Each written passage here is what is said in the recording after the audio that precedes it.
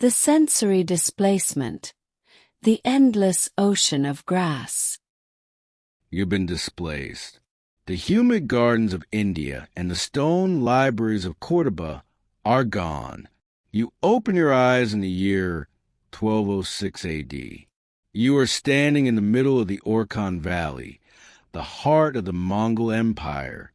In your life back in New York, the horizon is a wall of glass and steel. Here, the horizon is a concept, not a boundary. It is an endless ocean of waving green grass under a sky so blue and so vast it feels like it's pressing down on your chest. This is a realm of the eternal blue sky, Coco Montingry. The first thing that hits your sleeper senses is the primal purity. The air is cold, sharp, and smells of dry grass, horse sweat, and burning dung argle.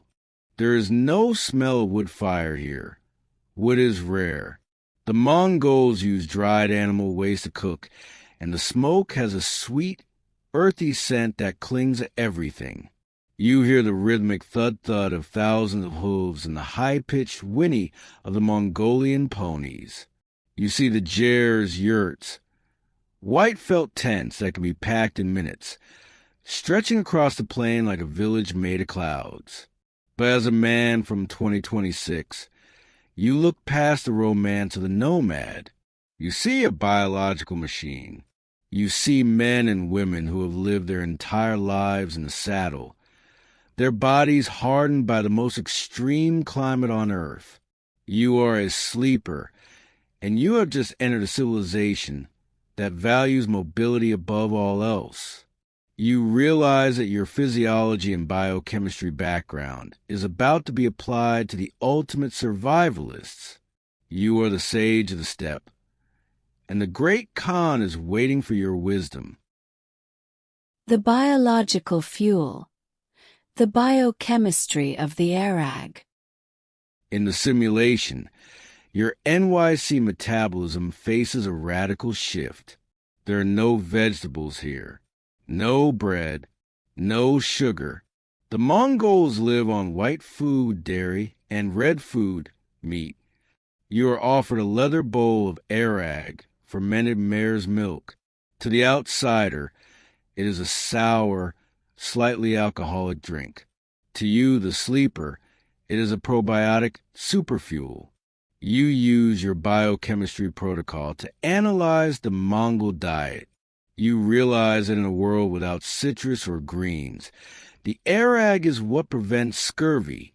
The fermentation process preserves the vitamin C that would normally be lost. You understand that the high-fat, high-protein diet of mutton and horse meat provides the ketogenic energy needed to survive -30-degree winters and 100-mile rides. But you see a problem with nutrient efficiency.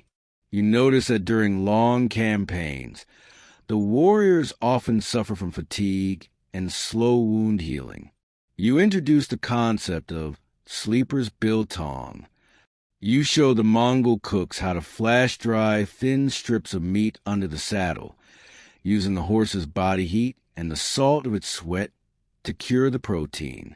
You introduce the use of pine needle tea, extracted from the rare Siberian forests, to provide a massive boost of vitamin C and antioxidants during the winter months. In the 21st century, this is a basic survival tip.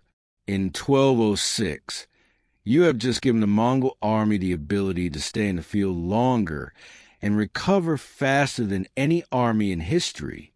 You are the master of the blood fuel, and the warriors look at you as if you have the power to turn grass into strength.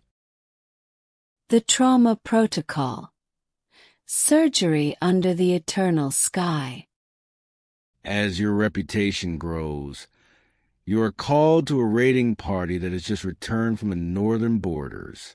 Men are bleeding from arrow wounds and deep sword cuts. In the 13th century, an infection is a death sentence. The local shamans are using chants and animal spirits. You step in. You don't use magic. You use physiological logic. You activate your trauma and microbiology protocol. You don't have a sterile operating room, but you have the sleeper's antiseptic. You show the healers how to use the high-alcohol archi, distill milk liquor, and boiled water to irrigate the wounds. You introduce the honey shield. You use raw, wild honey, a natural antibiotic, to seal open gashes, preventing the demon of rot from entering the bloodstream. You perform a field extraction of a barbed arrow from a commander's shoulder. You use your knowledge of anatomy to identify the path of the nerves and blood vessels.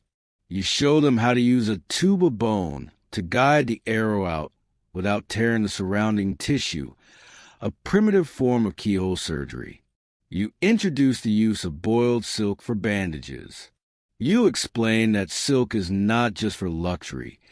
Its smooth fibers don't stick to the wound, and it provides a physical barrier against the dust of the steppe. When the commander stands up and rides his horse the next day, the camp goes silent. You have just taken the brutal reality of steppe warfare and reinforced it with 21st century biochemical defense. You are the architect of the flesh. And as you look at the warriors, you realize that your 2026 medical notes are the new code of life for the Great Horde. You are the sleeper, and you are about to turn the Mongol conquest into a scientifically managed invasion. The Pulse of the Empire. Information Theory and the Yam Protocol. The year is 1211 AD. You're standing on a ridge in the Gobi Desert, watching a lone rider disappear into a cloud of yellow dust. In your life back in NYC, you are used to the instantaneous nature of information, fiber optics, 5G, and satellite uplinks. If a message takes more than a second to cross the globe, we call it a lag. Here, in the 13th century, lag is measured in days, and it is usually fatal. But you, the sleeper, see the Mongol Yam or two system not as a group of exhausted horses, but as the world's first global packet switching network. You meet with the Great Khan's chief ministers. They have a system of relay stations every 25 to 30 miles, but it is plagued by network congestion and packet loss. Messengers get lost, horses die of exhaustion, and critical military data arrives too late to change the course of a battle. This is where you activate your information theory and network optimization protocol. You don't give them telegrams.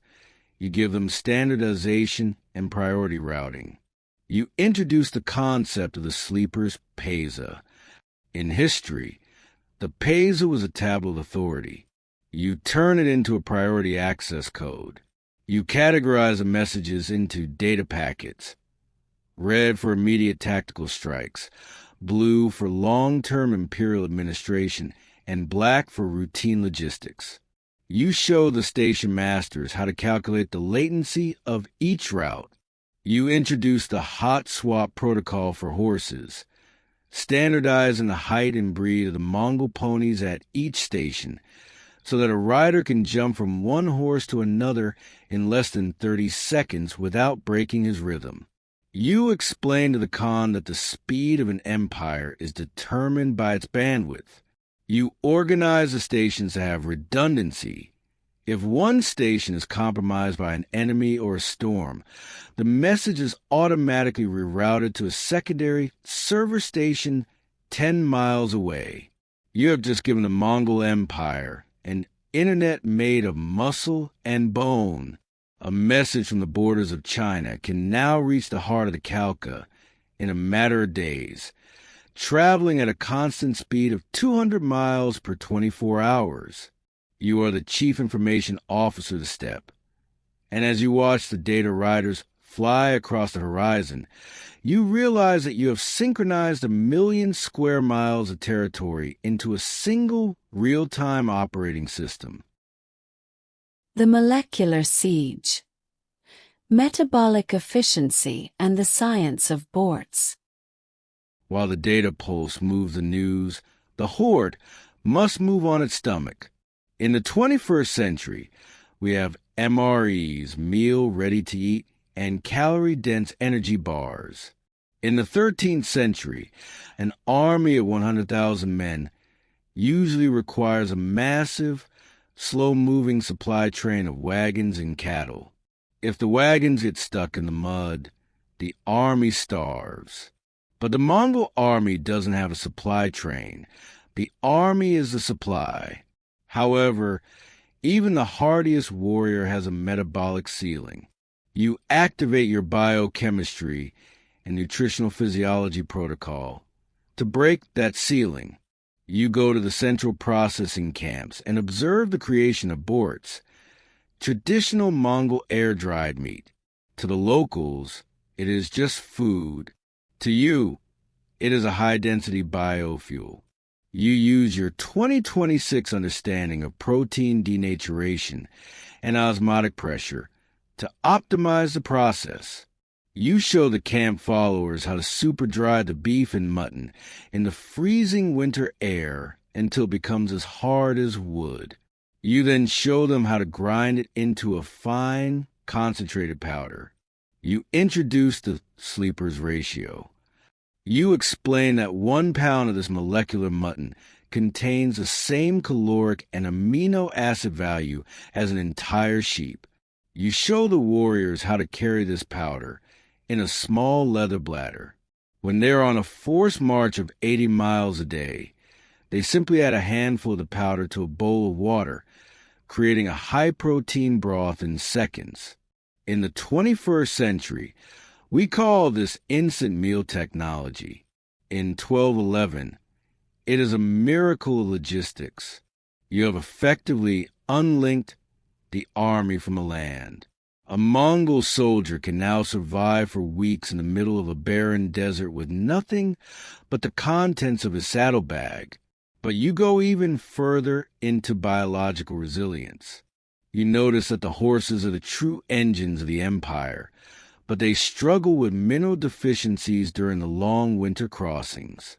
You introduce the electrolyte block protocol. You show the horse herders how to compress salt, bone meal, and specific step minerals into hard blocks that the horses can lick during the march. You are performing equine biochemistry on a continental scale. The result is terrifying. The Mongol horde can now move across distances that would kill any other army in the world. They arrive at the gates of the city not as an exhausted group of refugees, but as a fully fueled, high-energy combat unit that has been eating 21st century science while the enemy was waiting for their grain wagons to arrive. You are the master of the molecular siege, and as you look at the warriors easily digesting their high-density fuel, you realize that you haven't just fed an army. You have engineered a biological displacement that will erase the borders of the world. The biomechanical sniper. The composite recurve evolution. The year is 1215 AD. You are standing outside the walls of Zhongdu, modern Beijing, watching the sunlight glint off the tips of 10,000 arrows. In your life back in NYC, you think of a bow as a primitive toy or a piece of sports equipment. Here, in the hands of a Mongol warrior, the bow is a precision kinetic weapon, the 13th century equivalent of a high-velocity sniper rifle. But as you watch the archers release their volleys, you see the structural fatigue and the atmospheric inefficiency of the current designs. You activate your material science and ballistics protocol. The Mongol bow is already a masterpiece of ancient engineering, a composite made of 3 distinct layers: animal sinew for tension, a wooden core for structure, and ibex horn for compression. To the nomads, it is a holy object. To you, the sleeper, it is a biomechanical spring. You notice that in the humid air of northern China, the traditional glues, made from fish bladders, begin to lose their elastic modulus, causing the bow to lose its power. You introduce the sleeper's adhesive. Using your 2026 biochemistry knowledge, you show the bow makers how to refine the collagen extraction from bovine hide and hose, creating a cross-linked polymer that is nearly waterproof and twice as strong. You go deeper into the physics of the recurve. You explain the concept of stored potential energy. You show the master fletchers how to increase the angle of the scias, the stiff ends of bow, to create a leverage effect during the release. You introduce the aerodynamic spine protocol for the arrows. You explain that an arrow doesn't fly straight. It wobbles in the air, what we call the archer's paradox. You show them how to match the stiffness of the arrow shaft to the draw weight of the bow, ensuring that every shot exits the bow with laminar flow rather than turbulent chaos. The results are devastating. The Mongol bow now has a draw weight of 160 pounds, but feels like 100 to the warrior. The effective range increases from 200 yards to 350 yards. You have given Horde a long-range artillery that can outshoot any infantry on Earth. You watch a Mongol scout hit a moving target from 3 football field away, and you feel the sleeper's coldness. You haven't just made a better bow. You have turned the human arm into a biological railgun. You are the master of the kinetic curve. And as the sky turns black with the perfected volleys, you realize that you have moved the science of ballistics forward by 500 years. The Architect of Ruin. Modular Engineering and the Fall of Walls. While the bow wins the field, the city of Zhongdu remains behind massive stone walls. The Mongols are masters of the horse, but they are terrified of the stone cages. In history, they recruited Chinese and Persian engineers to build siege engines. But you, the sleeper, bring the logic of industrial modularity. You look at the traditional traction trebuchets, massive, clumsy machines that take weeks to build and move, and you see a logistical nightmare. You activate your mechanical engineering and structural integrity protocol. You introduce the Modular Siege protocol. You don't build one giant machine. You design a standardized component system. You show the engineers how to carve the beams, the pivots, and the counterweights so that every part is interchangeable. In the 21st century, we call this interchangeable parts. You explain that the army doesn't need to carry the siege engines across the desert. They only need to carry the iron joints and the frictionless bearings you designed using your knowledge of tribology, the science of sliding surfaces. When the Horde reaches a city, they simply cut down local trees and assemble machines like a giant, lethal Lego set in less than 24 hours. You introduce the sleeper's incendiary. Using your 2026 chemical engineering background, you show the fire masters how to refine naphtha and sulfur into a stable, sticky gel, a primitive form of napalm. You explain the concept of thermodynamic suppression. Instead of just throwing rocks, your trebuchets launch chemical batteries that burn hotter than any water can extinguish. The psychological impact is absolute. The defenders of the city look out and see a nomadic army suddenly building an industrial wall of fire overnight. You are the engineer to collapse, and you watch as the walls of the world's greatest cities crumble under the weight of your applied physics. You have taken the brute force of the Mongol spirit and organized it into a synchronized machine of destruction. You sit in your tent as the walls of Zhongdu finally break, listening to the sound of stone falling. You realize that by making the siege efficient, you have removed the last refuge of the sedentary world. You are the architect of a new world order where no wall is high enough to stop the sleeper's math. The Pathogen Siege. Epidemiology as a weapon of war. The year is 1346 AD. You have moved through decades of conquest like a ghost in the machine, and now you are standing on the cliffs overlooking the Black Sea port of Kaffa, modern Feodosia. The Genoese defenders are locked behind their stone walls, thinking they are safe from the Mongol arrows. But the air here is heavy with more than just the smell of salt and with smoke. It smells of rot, sweet decay, and fear.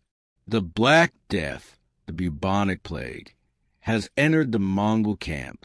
In your life back in NYC, you know this as Yersinia pestis, a bacteria that changed the course of human history.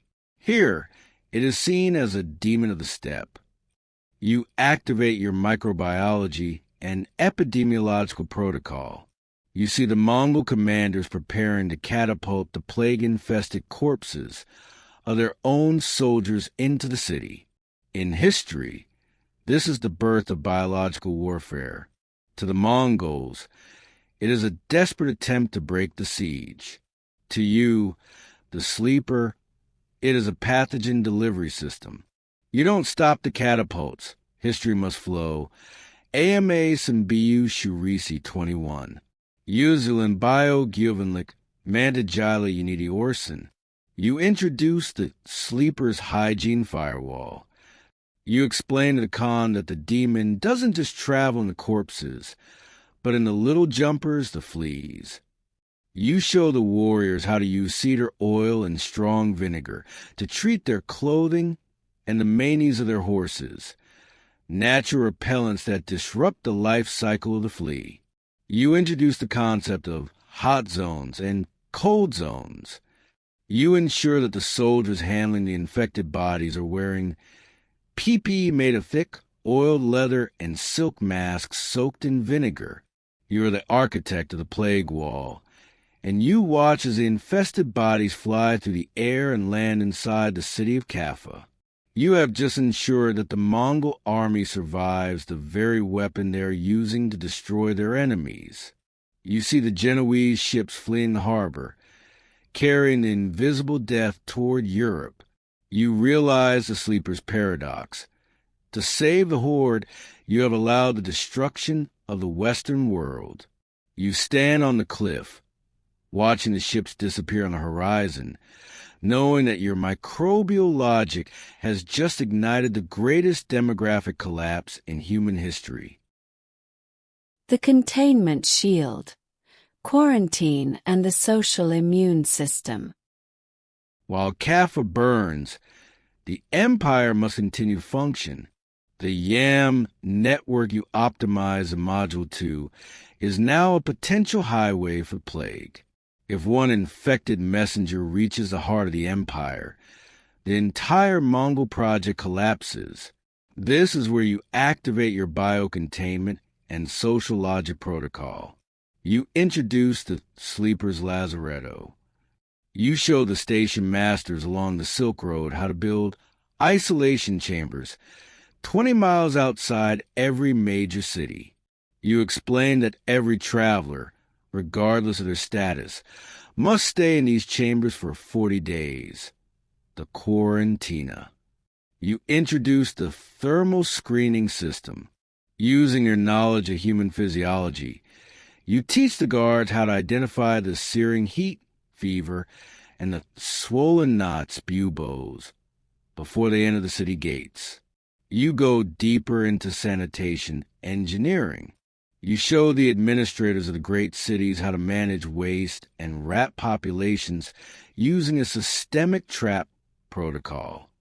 You teach them that cleanliness is a defense strategy. Because of your 2026 public health logic, the Mongol cities of the East remain islands of stability, while Europe and the Middle East are being erased. You are the master of the Containment Shield, and you see the power of data-driven governance.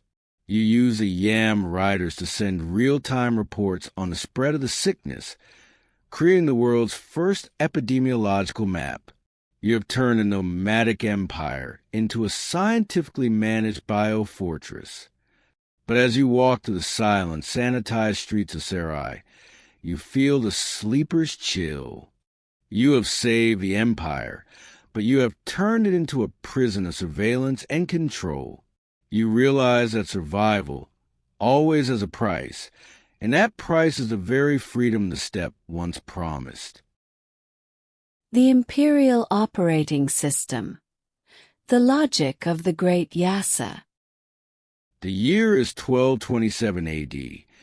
The simulation is jumping to the timeline of the Khan's legacy.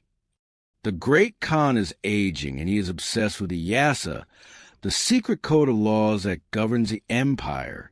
To the Mongols, the Yasa is a holy tradition. To you, the sleeper, it is an Imperial Operating System, OS. You activate your sociological and systems analysis protocol. You meet with the Khan's legal advisors. They have a collection of rules, but they lack universal logic. You introduce the concept of equality before the code. You explain that for a multi-ethnic empire to survive, the law must be like a mathematical equation. It must apply to Khan and the shepherd equally. This is the rule of law 800 years early. You show them how to write the laws in a modular format, where new updates can be added without breaking the core kernel of the system. You introduce the Sleeper's Tolerance Protocol.